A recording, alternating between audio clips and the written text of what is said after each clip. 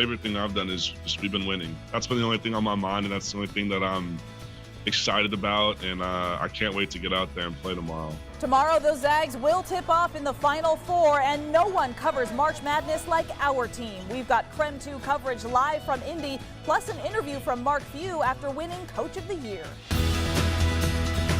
And this Good Friday turned out to be great for weather. We're tracking a few showers, though, on Easter Sunday. I'll have your full forecast next.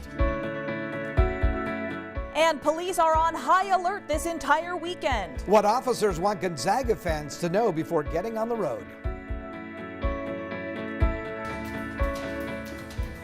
This is a peaceful demonstration where the community come together on not just a regional level, but a global level at this point.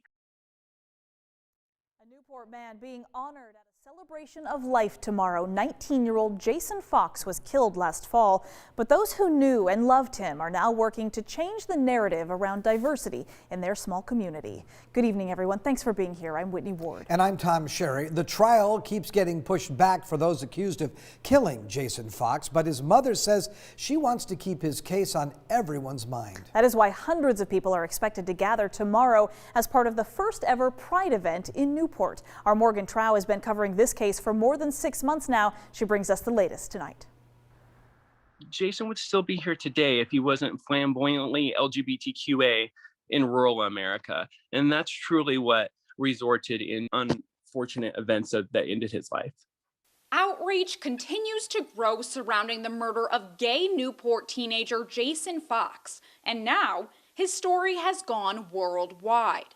The hashtag Justice for Jason Fox has 11.8 million views on TikTok alone. Jason Fox should be turning 20 on April 3rd, but he vanished in mid-September, only to be found a month later in a shallow grave. His family and friends believe the homicide was a hate crime. Jason's friend Dustin Jolly, his mother Pepper, and activists around the country pitched in to have the first Pride event ever in Newport. Being referred to as a peaceful protest to celebrate Jason's life on his birthday. He would be 20 years old tomorrow. Saturday at noon at the Newport City Park, supporters will be marching, listening to speakers, and holding a candlelight vigil. On their Facebook event page, people from all over the country say they are driving and flying in for the Justice for Jason Fox Pride gathering and protests. We're projecting anywhere between, 500 to possibly 5,000 people in a town with the population of, a little over 2,000. This comes after Pepper started going viral on TikTok for pleading for justice for her son. In a previous Creme 2 story, influencer Josh Helfgott explains his platform of millions of followers helped push Jason's story into international news because people empathized with his story. We see ourselves in him, and we want to prevent this from happening to another LGBT kid that doesn't have a safe place to go. Newport police say they are monitoring the influx of people as best as they can, and they are bringing in additional resources to prepare for the protest. Let's build a stronger together. So far, 5 men have been arrested in connection with Jason's murder. The Ponderay County Sheriff's Office is still investigating the motive, but they are looking at all leads. The trial against the suspects is scheduled for early May. Reporting in Spokane, Morgan Trow, Creme 2 News. And we have breaking news this evening. There are new COVID restrictions. They've just been implemented in Pullman. This follows a surge of cases there. The public health director issued an order limiting the size of outdoor gatherings. Our Casey Decker is joining us live now from the newsroom with the latest information about why this order was even issued and how it's going to be enforced. Hi, Casey. Hey, Whitney. Well, like you guys mentioned, Whitman County has been seeing a disturbing increase in COVID cases in recent weeks. I just spoke with Pullman's police chief, who told me a lot of these cases are coming from college students in the city. Parties have recently started to grow, and that can cause outbreaks. Under Phase 3, outdoor gatherings could be as large as 50 people. But for Pullman, the limit will now just be 10 people. Local leaders say this move is important to prevent Whitman County from being booted back to Phase 2 when counties receive their first evaluation in just over a week. Yeah, I think there's a number of things happening. I think one is COVID fatigue. I think people are just ready to get back to normal, and this is really wearing on them. And the other thing is the weather is improving, and so people want to get outside and they want to engage in activities and visit with their friends. And so it's completely understandable. But we really have to get through this last part. We're so close to getting everyone eligible for vaccinations. WSU sent out a stern notice to students last week urging them to stop gathering in large groups, but now that warning has become a public health order for the city of Pullman. Under Phase 3, outdoor gatherings could be as large as 50 people, but for Pullman, just 10. Local leaders say it's important to prevent Whitman County from being booted back to Phase 2. Our businesses in Pullman are already suffering. They're just starting to try to recover a little bit with the increase in capacity that's been allowed from moving forward in the phases. So to move back in phases would be extremely detrimental to businesses and other entities in the city. Yeah, well, Chief Jenkins says to start out, his officers will mostly just be doing education when they break up large parties, but repeat offenders may get ticketed. Whitney, Tom? All right, Casey Decker, thank you very much tonight. And an update at this hour on another story, a breaking news story that we brought to you earlier this evening. The Spokane Fire Department has been able to effectively rescue a commercial tree trimmer who was injured on the job on Spokane's South Hill today. According to the fire chief, that man was working on a 100-foot tree near the intersection of Rockwood and Helena when his chainsaw kicked back on him. The man was actually in and out of consciousness and unable to come down on his own. A rescue team, though, from the fire department was able to bring him down safely. He's been taken to the hospital. Again, his injuries are significant. We're told he's now listed in serious condition. Taking a live look over the city of Indianapolis tonight, we are now less than 24 hours away from the Final Four matchup between Gonzaga and UCLA. Tip-off is tomorrow evening at 5:34. It's a game you can only watch right here on KREM 2. So let's get right to our own team coverage here. A lot of developments for the team today in Indy. Yeah, Brenna Green and Mark Hanrahan have been there live all week long, bringing us great special GU coverage. Tonight, they've got more from Coach Few and his players as they count down the hours until the big game.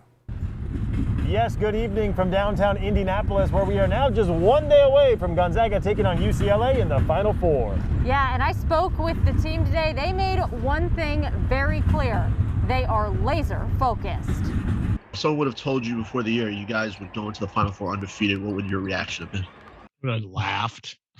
We just absolutely laughed. Mark Few has laughed all the way to the pinnacle of the sport. Today he was awarded 2 National Coach of the Year awards, one of which was from the National Association of Basketball Coaches. He says that award is particularly sweet. Well, man, it is a huge honor. It's a special award because it is from the coaches, and yeah, it's something I'll really cherish. Something he'll also really cherish is his team's time in the bubble this year. He says it's unfortunate that the Zags won't be able to have the fanfare of the 2017 Final Four, but there are also some positives. The flip side of it is, man, I mean, we're so focused and there's no distractions. None of us are having to worry about tickets and worrying about trying to connect with our families around the schedule that we have.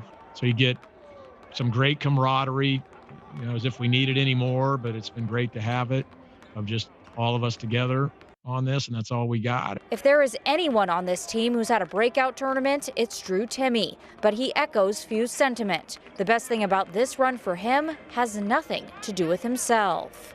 Favorite thing I've done is we've been winning. That's been the only thing on my mind, and that's the only thing that I'm excited about, and I can't wait to get out there and play tomorrow. And that brings us back to being undefeated. These Zags right now are just aiming to go 1-0 on Saturday. We're not focusing too much on what we have done. The mission's in front of us, and we got a lot we can work on and get better on. So we're focused on this game coming up with UCLA, and that's the only thing on our mind right now.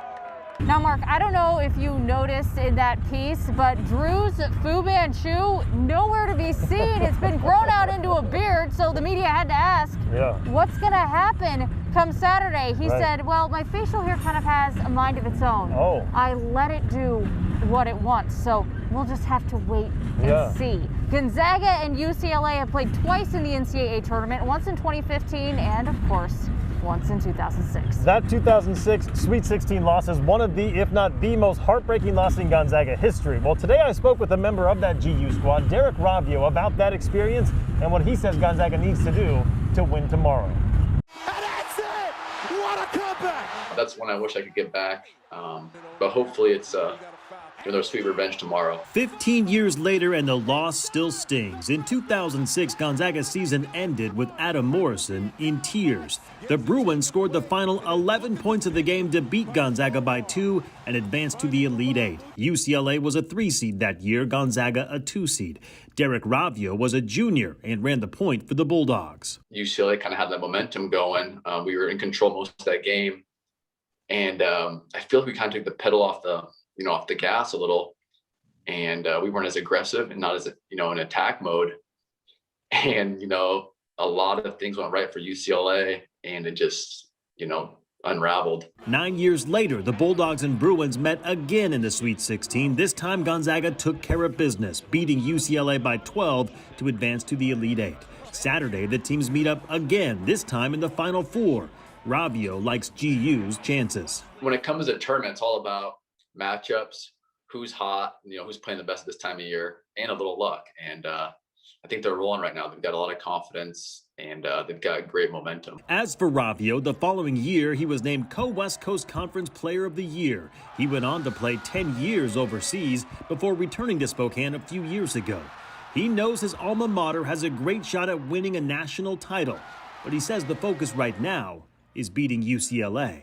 The player side, you don't want to take added pressure. So it's like, you don't want those guys to think about it. I'm sure the coaches just tell them, hey, a game at a time, practice at a time. But I think it'd be really special for the school and especially the region and the city. Fun fact about Derek Ravio, he is second all-time in Division I NCAA college basketball for free throw percentage. He shot 92.7% from the stripe, and Brenna, as we know, free throws always important, especially down the stretch. That is insane. Gonzaga and UCLA tip off at 5:34 Pacific time on Saturday, and you can only watch it right here on KREM 2. Reporting in Indianapolis for Mark Hanrahan, I'm Brenna Green, KREM 2 Sports. Ravio, one of my all-time favorite Zags. Pendergraph, Ravio, Kelly Olynyk, oh boy, and of course Adam Morrison. So many good ones to pick from. Well, the Washington State Patrol has a word of warning to basketball fans, and that is, don't drink during tomorrow's Final Four and then drive. No excuses, right? The State Patrol is putting extra troopers on the road tomorrow to look for drunk or distracted drivers. They're even bringing in troopers from the WSP's Mobile Impaired Driving Unit to man special breathalyzers to quickly process drivers that have been arrested. Troopers in that unit are also trained phlebotomists, so they can legally perform blood tests on suspected impaired drivers.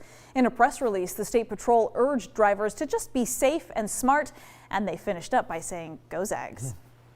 And Spokane police are also on the lookout. SPD says they are beefing up their law enforcement ahead of tomorrow's game.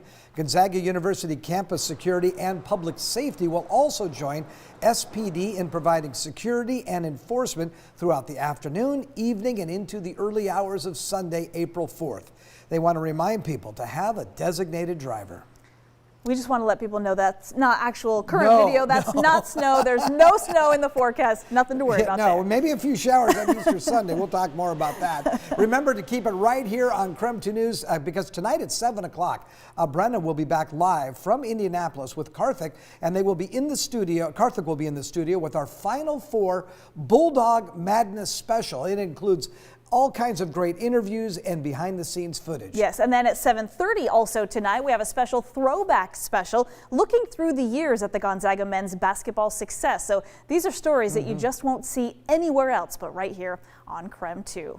As we get ready for that tonight, we are also super excited about this. Spokane Valley natives Lexi and Lacey Hall are going to the women's NCAA championship game with Stanford. This is so great. The Cardinal did defeat South Carolina. It was a thrilling Final Four game to win today, 66-65. So this is the furthest the Central Valley graduates have ever been in the big dance.